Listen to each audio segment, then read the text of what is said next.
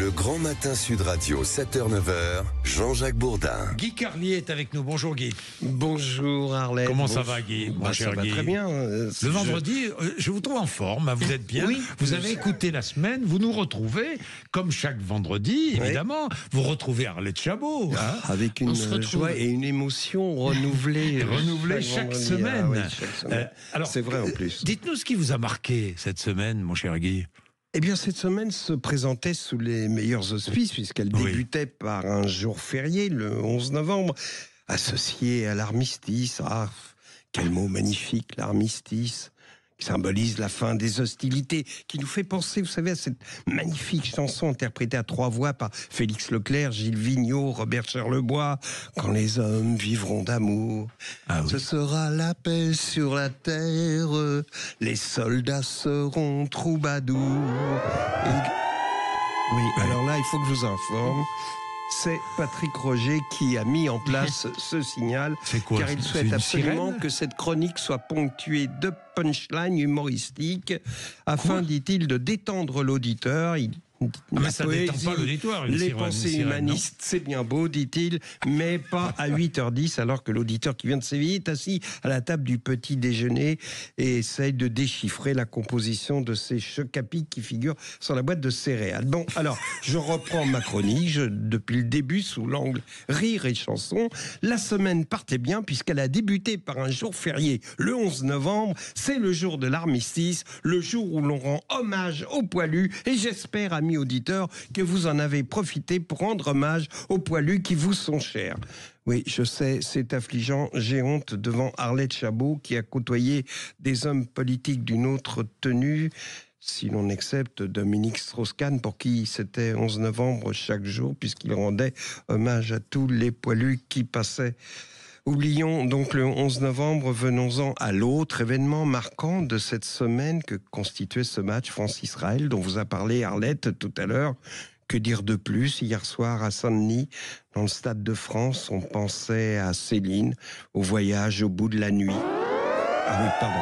Je suis parti dans la citation littéraire. Et Patrick Roger a bien raison de me remettre dans le droit chemin de l'humour fin et délicat.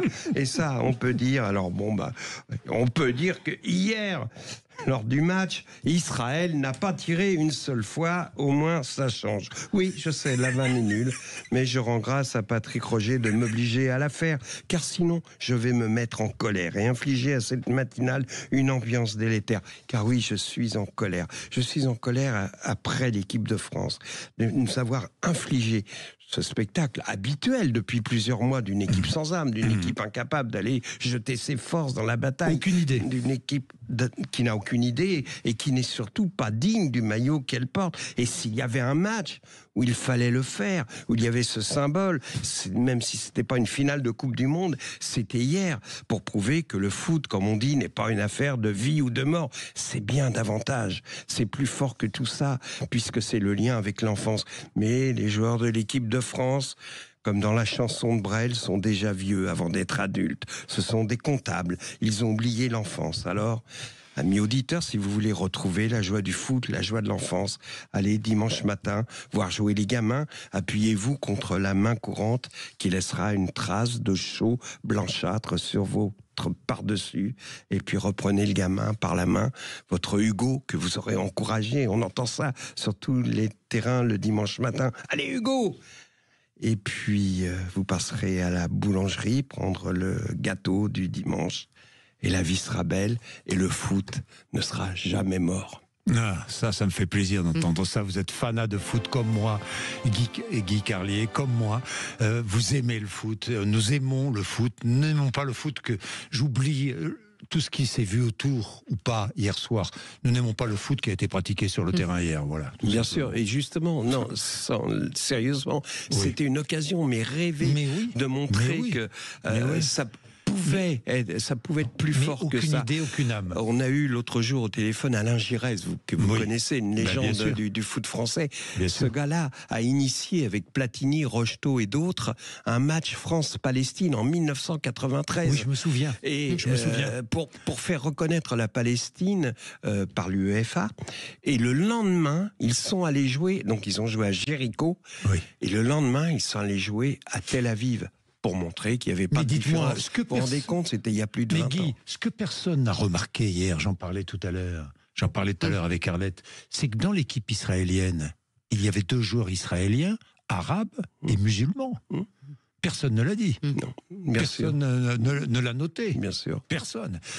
Arlette, qu'est-ce que vous voulez après cette très belle chronique? Très belle chronique, évidemment, comme toujours d'ailleurs. Tous les vendredis. C'est un plaisir de retrouver Guy Carlier tous les vendredis. Je le dis parce que je prends énormément de plaisir tous les vendredis à retrouver Guy vers 8h10, 8h15. Oui. Je pense qu'effectivement, l'équipe de France aurait pu être à la hauteur du moment. Je disais tout à l'heure, c'était plus un moment politique qu'un match, une compétition sportive à l'origine. Mais franchement, bien sûr, moi j'ai regardé le match jusqu'au bout. Alors vous voyez, je suis pas aussi fan de foot que vous, mais c'est vrai qu'elle était un peu désespérante, cette équipe. Les Israéliens ont joué, ils se sont défendus, et d'ailleurs ils ont obtenu effectivement le match nul, mais les Français, ils avaient la tête ailleurs. Alors je ne sais pas si c'est l'absence de leur capitaine qui les perturbe, si c'est le climat autour de ce match, les forces de l'ordre qui les ont perturbés, troublés, ou si simplement, comme dans les matchs précédents, ils sont mauvais, ils sont devenus mauvais. Je crois qu'il y a longtemps que ces joueurs-là ont oublié le sens du mot panache. Et hier, ça aurait été nécessaire. Vous avez vu tout ce qui a précédé cette rencontre, tout ce poids, cette lourdeur, cette tension.